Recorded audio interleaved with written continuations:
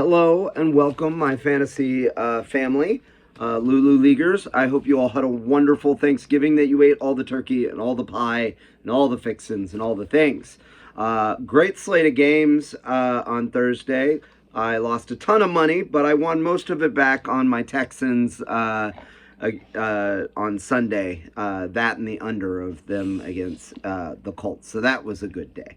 So I'm here with my boy Duncan. Couple of league, kind of things here at the beginning. The only people I've gone through my records, the only people I still need dues from are Bubba, Chris, E.T., and Ryan. So Jive Turkeys, Trash Pandas, Peyton's Five Head, and Georgia Peaches. Guys, get me your $50. Y'all are the only ones that I don't seem to have it yet from. Now, let's talk about other things. It looks like we've got a couple more teams eliminated.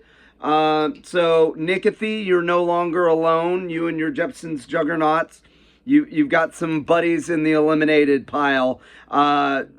Peyton's Five Head and Memphis Mains now are out of it. Remaining teams. So, my Duncan Disorderlies and Timbo Elroy's have clinched playoff spots. Timbo has already clinched a bye as well as the division. Georgia Peaches has got a 99% chance to make the playoffs.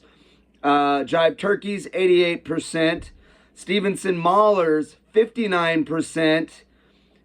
Texas Chainsaw, 54%. Crawdad, who's playing Texas Chainsaw this week, as well as Dangerous Knights, both sitting at 49% to make the playoffs. And then still clinging on to hope.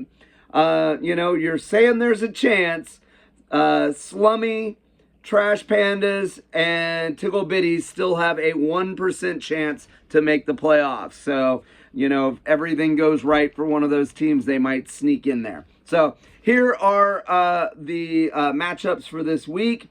We've got Peyton's Five Head, like I said, already eliminated. They're the number 12 team. They're playing the spoiler role now.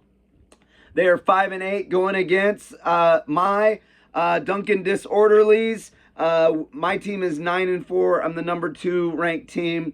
I barely am predicted to win this game. I'm going back and forth on whether to risk playing Danny Dimes with his broken fibula. My CMC's out on bye. So I got Woody Marks, who may be the most inefficient running back in the league. Nobody works harder for 3 to 4 yards than Woody Marks. And they just don't ever throw him the ball. Like, that was his whole MO coming into the league, was that he was a pass-catching running back. And they just never throw him the ball. He's my best running back this week. I'm going back and forth whether to play Quorum or Spears. Kyron Williams is supposedly, he was limited at practice today. So, if he's out or limited, I might. Dunk keeps bumping my, he wants the box that my camera is on. Stop it, dude. Stop. Anyways, so if Kyron Williams either gets ruled out or is going to be limited, then I'll probably go Quorum. And then really my only guy I can count on lately has been Devontae Adams, but you know me, now that I said that, he's probably going to get hurt in the first quarter and, put up a goose egg. Meanwhile, Peyton's Five Head, he's benching Baker Mayfield for Joe Burrow this week. He's got Saquon Barkley, he's got the Colts D, but he's also got Stephon Diggs is out on bye, and no Sun God as of yet. Sun God's still listed as questionable, but I noticed that his projection is 0, so it doesn't sound like he'll be getting out on the field this week. Anyways, both Peyton's Five Head, Peyton's Five Head has lost the last 3 games in a row. I've won the last 3, so I'm probably due to lose this week. So this is probably going to be an upset. Next, we got the Tickle Bitties, still with a 1% chance to make the playoffs, taking on the Jive Turkeys, who have been turning it on. Jive Turkeys have they won 3 in a row. Again, they have an 88% chance to make the playoffs. He's got Dak. He's got Ken Walker, Bucky Irving as his running backs. But listen to his wide receivers, Rashee Rice and George Pickens. He's also got Tyler Warren, and he's using a big Ibuka as his flex.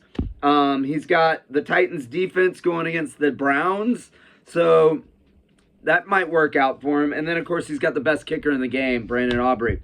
Meanwhile, Tickle Bitties, he's got both the Pats defense as well as Jackson Dart out on bye, so he'll be putting Jordan Love and the Rams defense, not a bad backup defense there, out on this weekend. He's got Kyren Williams again, hurt ankle, so something to keep an eye on. Got Breece Hall, Jamar Chase. Right now, Bubba is a 59% advantage on winning this game. But, you know, hey, Tickle Bitties, this would be a great time for an upset. Just saying. Just saying. All right, next, we got Dangerous Knights, again, with a 49% chance of making the playoffs, going against good old Nickathy, Jepson's Juggernauts, the last place team in the league. Dangerous Knights is sitting at the number 7 spot, which means if the playoffs were today, they'd just miss it. So he needs this win. And right now, these teams are a 50-50 split on the projections. Nick and I harassed Nick on Thanksgiving Day to make a trade with me because I didn't want to go. I didn't even know about the broken fibula on Danny Dimes. I just knew that Danny Dimes was going to turn into a pumpkin probably in the last part of the season. And I knew that Jaden Daniels was supposed to be coming back. So I harassed him all Thanksgiving morning, and I will give it to him. He ran me over the coals because, you know, I ended up giving away more than I wanted to give away. But I'm really glad that he chose, because I gave him an option of different wide receivers, and he ended up taking BTJ, and I'm glad that he took him instead of Watson, because Watson ended up going big for me this week. And BTJ, man, just, I don't know what's going on there. Anyways, so let's see, where am I? Dangerous Knights, they've got Caleb Williams as quarterback. I've been playing him in one of my bar leagues, and man, that's a roller coaster. He's got Chase Brown, Etienne, Olave. He's got the Seahawks defense.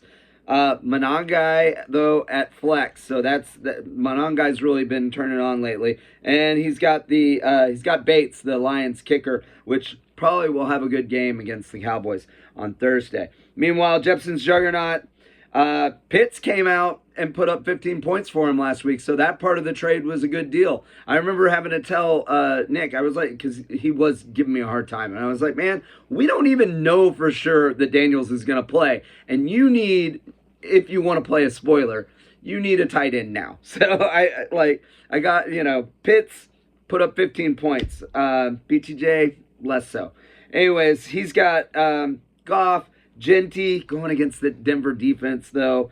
Jalen Warren, Worthy seems to only really be good when Rashee Rice isn't there, and even that, and then it's iffy.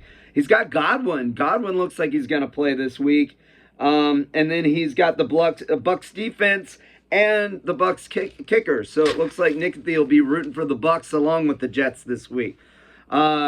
Next, and again, that is a 50-50 split on the projection for those two teams. Then we got the Stevenson Maulers taking on Trash Pandas.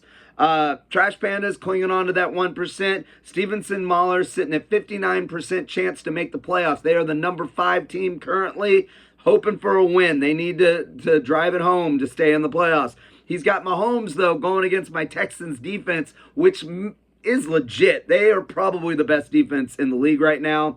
But any points he loses on Mahomes, he'll probably make up with James Cook going against that Bengals defense, which can definitely be had on the ground. He's got Devin Neal going against the Bucks, and then he's got Nico Collins and McLaurin as his wide receivers. Meanwhile, Trash Pandas, he's got Stafford, going against Arizona, probably looking to have a good game after that loss this past week. He's got Derrick Henry going against Pittsburgh. Quinton Judkins going against Tennessee. That could be good. Maybe get him out of his rut. And then his wide receivers, this is where Pandas has been hurting, man. Justin Jefferson and Roma Doomsday, they are the products of mediocre or to bad quarterback play. Great players with bad quarterbacks. Trash Pandas does have Kelsey, but again, going against my Texans defense. And he's got the Lions D going against Dallas, so you might want to upgrade there, Christopher. Next up, and that is a 54% to 46% projection leaning towards the Maulers. Next, we got the Memphis Mains. Again, already eliminated, trying to play the spoiler role now, going against Slummy. Slummy the Buckless Troll clinging on to that 1% chance. He's 6-7. But right now, he has two players in his lineup that are on bye this week. Rico Dow, Uncle Rico, and Theo Johnson. And he's still projected to have a 63%. He's still projected 63% probability of winning. This is mainly because he's got CD Lamb and JSN, and Memphis Mains, man, he's got Hurts and Bijan, but like he lost Neighbors. He really doesn't have a whole lot left. His team has just been decimated this year. So Slummy needs to swap out those players. If he does so, this should probably be an easy win, unless old Drummy versus Slummy. How about that? I hadn't thought about that. But unless Drummond pulls some kind of magic to get the upset here, not looking good for him. Next, we got, oh man, this probably should be the game of the week, because it is my wife, Crawdad, going against my sister, the Texas Chainsaw. Both of them need this game because they're both right on the verge. Grizz, quit bumping the box with your nose. My dogs are just being pills. Both teams need to win. Let's see. Crawdad has a 49% chance of getting to the playoffs, and she is ranked number 6. And Kathy, my sister, Texas Chainsaw, has a 54% chance, and she is ranked number 8. And I was like, why is she got a higher percentage to make the playoffs than Crawdad when Crawdad is currently ranked higher? And then I realized it's probably because she is currently projected to beat Crawdad by 58%. So I assume that's why. Both teams are 7-6. Both teams have won their last 2 games. Katie's quarterback Drake May is out on bye, so she picked up Marcus Mariota. She's got McBride and Jonathan Taylor, McConkey, T. Higgins. It's running back where she's weak. She's got the Saints D sitting on her bench, so if she does make the playoffs, she probably has the defense with the absolute best schedule. And meanwhile, my sister has probably the defense with the second best schedule, Miami Dolphins, who've been sneaky good this year. She's got my sister Kathy has Justin Herbert playing Philly, Josh Jacobs going against Chicago, probably be good there. She's got A.J. Brown, who blew up last week despite the Philadelphia Phillies being terrible. Devontae Smith, and she gets back Marvin Harrison Jr. this week after his appendicitis. So this should be a good matchup and got playoff implications. And then last but not least, we got the game of the week. We got number 1, Timbo Elroy, already clinched the playoff, already clinched the division, whatever, already clinched a bye. He is 53% projected winner in this bout against Georgia Peaches, the number 3 team, who is sitting at a 99% chance to make the playoffs. Timbo, man, his team is stacked. He's got Josh Allen going against Cincinnati. He's got Gibbs going against Dallas. He's got Puka and Waddle as his wide receivers. And he's got the Texans defense. Meanwhile, Georgia Peaches, Ryan, he got himself a win. Oh, yeah, by the way, Timbo got beat last week by the Texas Chainsaw. That's my sister right there. Chainsaw cutting down the big old sequoia. Whack! Timber! Anyway, sorry. I digress. Anyways, Peaches got Bo Nix, who can be hit or miss, but going against that Nevada defense, probably should be all right. Achane going against the Jets. Sutton and Jamison Williams. Jamison Williams, if Amon-Ra is a no-go, should go off. Sutton has been a little hit or miss lately. Let's see. He's got the Broncos defense going against Nevada. So this should be a really good matchup. Anyways, those are the matchups. Set your lineups. Make your moves. Do the things you got to do. If you owe me money, get it to me. And everybody, I wish you all the luck this week. Except for you, E.T. I'm coming for you. Let me see your war face. Ah!